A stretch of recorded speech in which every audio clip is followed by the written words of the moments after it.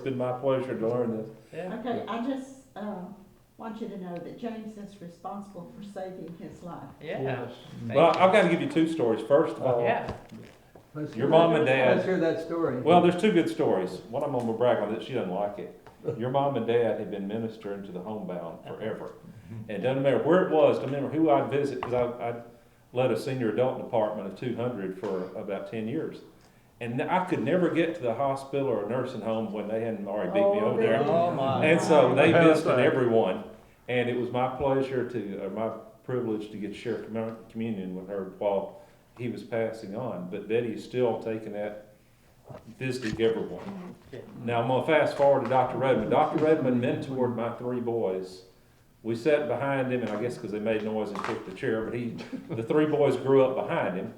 Two of which actually are in the medical field, and the third one was actually EMT for a while, and then he got an engineering degree. And so we'd always been friends of the family forever.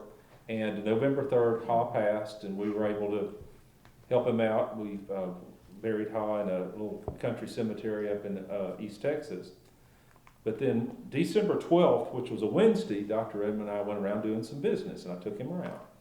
And I said, wouldn't it be a good idea if I had a house key just in case something happened? He goes, okay. So on Friday, December 14th, about noon, I was at home, was not working that day. I get this call, James, how are you doing? Oh, I'm doing fine. He goes, are you doing anything like Tuesday or Wednesday? No, this is Friday. I said, no. He goes, I fell and I hadn't been able to get up for 5 hours, but I can drink water out of the toilet for a few days. So if you're not doing anything till Tuesday or Wednesday. Yeah, if you could get here by Wednesday, Yeah, I wouldn't die before you got here.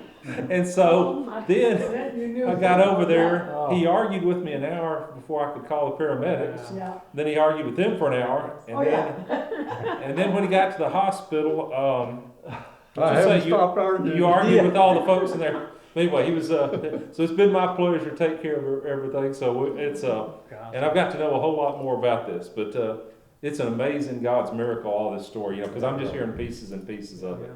Tell me again what you do, who you I'm are, an engineer and a project manager.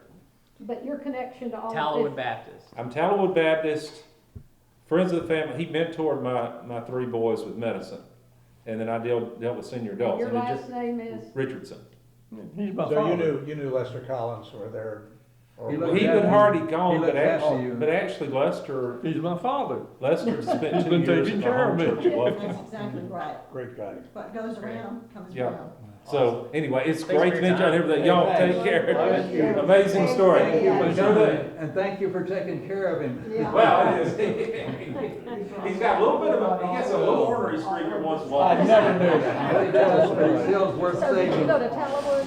And by the way, he knows as much about Vietnam, about the Vietnamese orphanage, almost as what we have discussed here. He wouldn't know many of these things that you know and you discussed that I don't have in the book because I never heard them. But I heard a different variety. Hakrin was a lot more intelligent than anyone realized.